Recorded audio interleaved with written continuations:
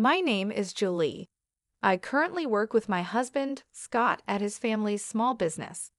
This business is managed by my father-in-law, Paul. It's a cozy place with about 5 employees. Paul doesn't get involved much in the daily work. Instead, Scott, who will soon take over as president, works hard. He looks for new clients and projects, showing his dedication to growing the business. When we have a big project, all the employees come together enthusiastically, creating a vibrant atmosphere. I have been working here for 12 years since I got married. Hey Julie, how long do you plan on clinging to our family business? My mother-in-law, Olivia, asked this as I came home early to make dinner, while Scott was still at the office. Olivia had retired from the business when Scott and I got married and seemed happy about her retirement. But now, with more free time, she often criticized me.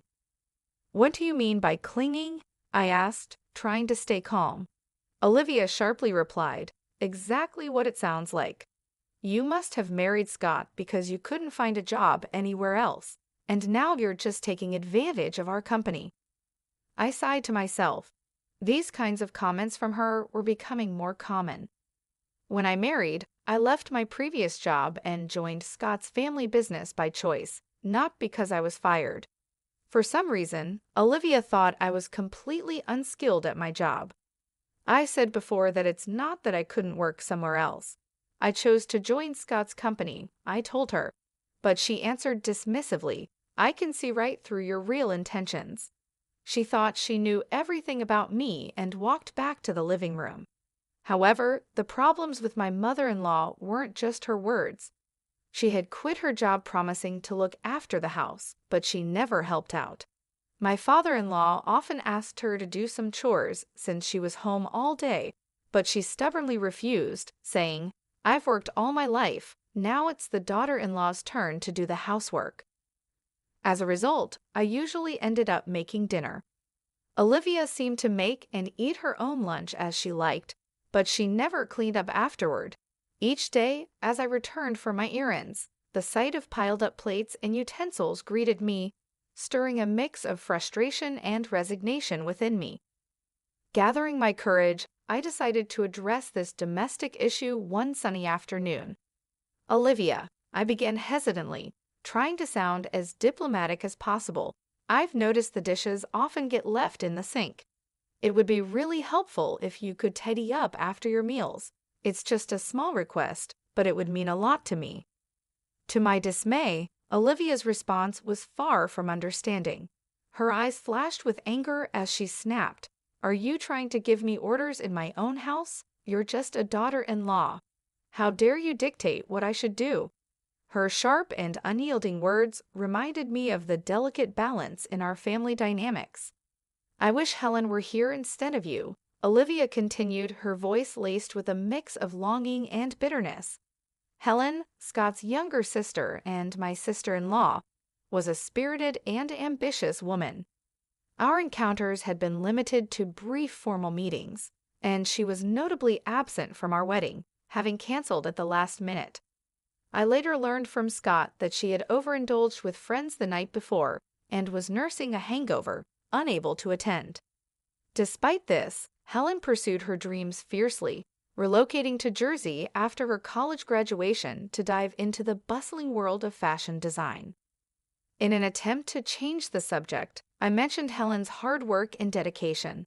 "Helen's really making a name for herself in Jersey, working hard in her field," I said, hoping to ease the tension. However, Olivia's views on Jersey were negative. Jersey, that cold, impersonal city. It's no place for someone as warm-hearted as Helen. "And you're from Jersey too, aren't you? Now it all makes sense. You're always so distant towards me." Caught in this tiring conversation, I realized that if I didn't start preparing dinner soon, we'd be eating much later than usual. While dealing with my own frustrations, I managed to stay calm. "Mom, let's continue this conversation later. I need to focus on getting dinner ready, or we'll be eating quite late tonight." With some reluctance, Olivia finally went back to the living room, leaving me alone with my thoughts and the noise of the cooking utensils. Paul and Scott were both aware of Olivia's mistreatment towards me as a daughter-in-law and tried to intervene whenever they saw it happening. However, their efforts seemed to have little effect. Each time they confronted the situation, their faces showed concern and frustration, showing their desire to create harmony in our family. Ironically, whenever Paul and Scott scolded Olivia for her behavior, she took out her anger on me, becoming even more hostile and sharp with her words. Her face, usually kind and gentle, became twisted with disdain, her tone cutting deeper than before. Although I had never been physically hurt, the emotional impact of Olivia's words was significant. Paul and Scott's support had been my comfort, helping me somewhat ignore Olivia's harsh words until then. One morning, just after I had finished cleaning up from breakfast and was preparing to leave for work, something unimaginable happened. In the midst of the morning rush, as I was hurrying, Olivia suddenly exclaimed, "Oh my, what a mess!" And without warning, she poured a bucket of water over my handbag. I was stunned, a mix of shock and anger making me speechless. "What are you doing, Olivia?" I managed to ask, my voice trembling with disbelief. Olivia's response was dismissive, her tone like that of a mischievous child. "Oh, was that your stuff?" "I thought it was just a big piece of trash," she said dismissively, which made me even angrier. "Even if you thought it was trash, who pours water on it? What kind of thinking is that? Now the carpet is all wet. Why would you do something like this?" I was really upset as I quickly took the wet things out of my bag, including important work documents, and laid them on the table. Olivia looked calm and didn't seem sorry or worried about how upset I was. "Because you don't need to go to work anymore," she said coolly. I was shocked. In our living room, filled with morning light, I sat across from Olivia. Her face was colder and more determined than usual. It was as if she had made a decision that would change everything. "Excuse me," I said, confused and surprised. "You've been in this house for 12 years, but now I can finally get rid of you," she declared. Her words hurt me deeply, and her voice had a level of anger and determination I had never heard before. My mind spun and my heart ached. "Getting rid of me?" I asked, unable to believe what I was hearing. Her words made me feel like an outsider in this family. "Actually, my daughter is joining the company, so we need you to leave. Today's your last day. All you have to do is bow your head to your father-in-law and Scott, apologizing for all the trouble you've caused," she said with a mocking laugh. She was using my job to push me out. I had spent years at that job, earning respect and making memories. I was shocked and hurt. My devotion to this family seemed to mean nothing to her. It horrified me not just that she acted this way, but that after 12 years of hard work, she could ask me to leave so her daughter could take my place. It felt like my years of effort were being disregarded. "Really? Are you sure about this? Wasn't Helen working in a clothing store in Jersey?" I asked, reflecting my confusion and worry. My job was more than just a paycheck. It was my way of fulfilling myself. Meanwhile, Helen, my sister-in-law, seemed to have grown tired of city life and decided to come back to the family. She said she was tired of the unfriendly people in Jersey, so I told her if she came back home, I'd have a job ready for her. She agreed to return immediately. "Now that she's coming back, I want you out of this house," she told me. I couldn't believe her words. She was ready to turn my life upside down with just one decision, completely ignoring my role in the family and not even listening to me. She handed me an envelope, saying, "I've written your resignation letter," and just like that, she kicked me out. My heart broke. Everything I had built over the years seemed worthless, treated like just a piece of paper. Her actions deeply hurt our family bond. I walked to the company, just a quick 5-minute walk from my house. As I walked under the cool morning sky, each step was heavy with the weight of what was happening. When I told my father-in-law, Paul, and my husband, Scott, about what my mother-in-law had said, they were shocked but stayed calm. They suggested that maybe it was time for me to resign to show her the reality of the situation. This idea upset me deeply. I had worked hard in our family business for years and barely knew what a long vacation was like, aside from short breaks during Thanksgiving and the holiday season. Encouraged by Scott and Paul's kind words, "Why don't you spread your wings for a change?" I decided to go on a little trip. As I packed, I thought a lot about my life, my choices, and what was ahead. Meanwhile, my sister-in-law Helen, who was supposed to replace me at the company, shockingly didn't show up until 3:00 p.m. Her lack of responsibility disappointed Scott and Paul, who had been managing without me. Helen seemed not interested in learning the work despite their efforts to teach her. Hearing this made me worry about the future of our company, even as I looked forward to my trip. Leaving without seeing my mother-in-law, I quickly started my journey. During the trip, as I enjoyed the view from the train, I reflected on my life past, present, and future and savored local seafood delicacies. I thought deeply about myself, my family, and our business. But on the 5 days of my trip, the peace was broken when Helen called me crying. "What's going on?" I asked. "Mom said it was an easy job, just sitting in a chair, but Scott and Dad are acting like I can't do anything right," she said. Her words, likely influenced by my mother-in-law, surprised me even as I was enjoying my break. I decided it was time to address the situation. "So, Helen, how good are you with computers?" I asked her. Hesitantly, she replied, "Well, I usually watch videos online, and I play games too." This question was to see if Helen could adjust to a new job. Having worked in a clothing store in Jersey for a while, her computer skills seemed basic. "Do you know how to use Word or Excel?" I asked. Helen looked confused, showing she wasn't familiar with these tools in a professional setting.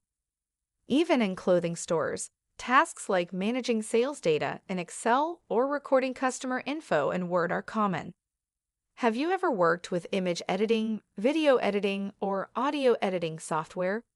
Do you have any experience with such tools? I asked. Helen, clearly puzzled, replied, "What's all that?"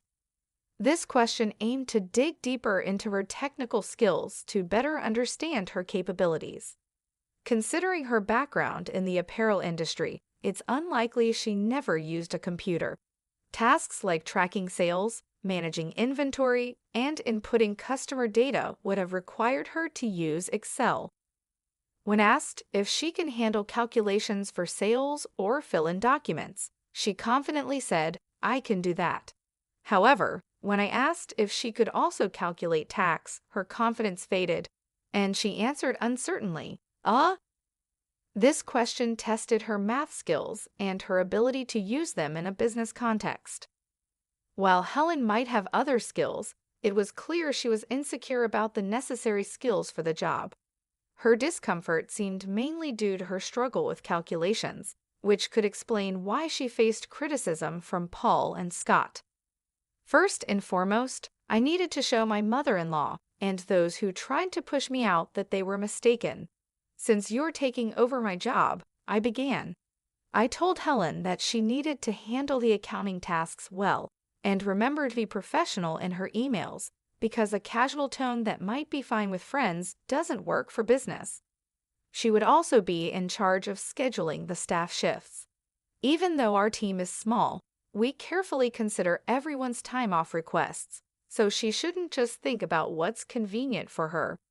As I listed these expectations, I could hear her sobbing on the other end of the phone. But I was told I wouldn't have to do anything. "Why are there so many tasks?" "I didn't come back home for this," she said, and then abruptly ended the call. Over the next 4 days, I decided to enjoy sightseeing in Jersey, the place Helen had left. My time there showed me that not everyone in Jersey is unfriendly actually. Finding someone as cold-hearted as my mother-in-law and Helen seemed rare. A week after I left my job, I returned to my in-laws' house. When I arrived, Olivia, looking very upset, confronted me angrily. How dare you make my daughter cry? You won't get away with this," she yelled, her eyes full of anger and misunderstanding. She tried to grab me, but Scott and Paul quickly stepped in to calm her down. though her anger didn't seem to lessen. Scott sighed deeply before saying, Helen is upset because she was scolded for trying to boss her employees around despite not being able to do the job right. It's not Julie's fault. Besides, Julie hasn't been here for a week, so she couldn't have upset Helen. Mom, you really need to stop these groundless accusations. But Olivia kept blaming me. It's because of her. This woman is the reason for Helen's trouble, she claimed, her voice emotional and filled with baseless suspicions. Where is Helen, by the way? I asked, looking around the living room, but Helen was nowhere to be seen. Her absence added more confusion to an already puzzling situation. While it didn't matter to me that Olivia was upset about Helen, I knew Helen didn't have many options since she had ended her lease at her apartment in Jersey. I thought Helen would be at her parents' house, but she wasn't there, which made me wonder. Helen's locked herself in her room. She's been crying and saying she doesn't want to go to work anymore, Scott explained. It seemed like Helen had avoided learning the job properly. It was understandable, though, because she didn't have the skills needed to replace me. You've been turning Scott and Paul against me, haven't you? Otherwise, they wouldn't say the company ran better with you than with Helen, who can't do the job. Olivia accused me sharply. Her words were filled with long-standing misunderstandings and prejudices, leaving me completely baffled. She seemed to have always seen me as an opponent, her words reflecting years of wrong ideas. Scott let out a heavy sigh, his face showing his tiredness and frustration with the complicated emotions in our family. He had tried many times to clear up the misunderstandings among family members, but it didn't seem to work very well. Mom, I know it might sound odd coming from me, but Julie is truly exceptional at her work. She's certified in bookkeeping and her secretarial skills are top-notch. Moreover, she's studied Spanish and even has experience studying abroad. When it comes to dealing with multiple languages at our company, Julie handles everything, Scott said with a sense of pride. His mother, Olivia, looked very surprised. She had assumed that I quit my job as soon as I joined the family, so she had no idea about my contributions and achievements at work. What? That sounds like something straight out of a TV drama, I thought, recalling my college days. I was so focused on getting various certifications that I immersed myself in my studies, so much that I barely had time for clubs or a romantic relationship. It was during this busy time that I met Scott, who came to my company for business. As I found myself sharing the story of how Scott and I first met, I realized that this wasn't what Olivia wanted to hear, so I quickly got back to the main point. In short, I was responsible for a lot of tasks at the company, from handling accounting to scheduling, working with other companies, and managing employee shifts. Thanks to that, I could reach out to other businesses for deals, making the work environment much more comfortable than when Olivia was around. Scott added this, leaving Olivia speechless in amazement. Just then, Paul, Scott's father, made a comment that surprised me. We're going to shut down the company soon, actually. Helen made a big mistake. Even though she was supposed to prepare some documents, she decided to handle phone calls because it seemed more fun. While Scott and I were away, she ended up being rude to the person in charge from another company. Of course, I got a call to confirm this. Hearing this, I was so shocked that I instinctively covered my mouth with my hand. I can't believe Helen would do something like that, I murmured, filled with disbelief. The thought that Helen's actions might lead to the downfall of our company went through my mind, filling me with dread. However, as I was lost in these anxious thoughts, the story took an unexpected turn. When I explained the situation, they suggested it might be time to end the family business. We had mentioned this to you before, right? About being absorbed by another company, they said. Then, the president of company stepped forward, saying he was interested if Julie and I were involved. This was an unexpected but long-hoped-for development. Running a family business has its limits, and it's uncertain whether we could consistently attract stable customers. That's why Scott had always worked hard in sales, trying to secure new clients. Being absorbed by a larger company could mean having a steady base of customers. The future, once uncertain, suddenly seemed to have a bit of hope. However, this news only brought relief to me, Scott, and his father. Scott's mother suddenly opposed the idea, saying, "That's not acceptable. Scott must become the president. This company is ours, isn't it?" I was surprised by this sudden change. It seemed that more than a stable future, Olivia was concerned about maintaining the prestige of being part of a company president's family. "And you're telling me he's not going to be the president anymore? Absolutely not acceptable," Olivia exclaimed passionately. This commotion caught the interest of Helen, who was upstairs in her room, leading her to come down to the living room to see what was happening. In response to the chaos started by Olivia, Paul spoke up calmly but firmly, "I am divorcing you, so either way, you will no longer be part of this executive family. Not only have you not changed your attitude towards my son's wife, but you also neglect household chores. To top it off, you spend your days out with young men instead of being home. I have no intention of supporting such a wife any longer." This was news to both me and Scott. We were so shocked that we could only stare at Paul with wide eyes. It seemed he had planned to discuss divorce from the beginning, as he took out divorce papers and a photo of Olivia with a young man from the living room shelf, placing them on the table. "If you sign the divorce papers now and leave with your belongings, I won't ask for alimony. I know getting any money from you would be pointless anyway," Paul said. "So unfair. How can you say that? Haven't I been devoted to this house all these years?" Olivia protested. "Devoted to this house? Have you done any real housework in the last 12 years? Does spending someone else's money on young men count as devotion to the house?" Paul countered. It was the first time we saw him this angry. Seeing this, Helen, who had come down to the living room, was visibly shaking from shock. "Helen, you're part of this too. You came back home because you couldn't make it in Jersey, and now you can't find a job, but still act superior. In the end, you stopped working entirely. Who did you inherit this escapism from? It's time for you to leave this house too," he continued. Next, we saw Helen's shock and resistance. She believed she was an important member of the family, but the reality was different. "Wait a minute, Dad. Mom might be a lost cause, but I'm your precious daughter, right?" she said. The family conflict deepened as Helen tried to assert her place, revealing her betrayal towards her mother. "Helen, are you betraying me now?"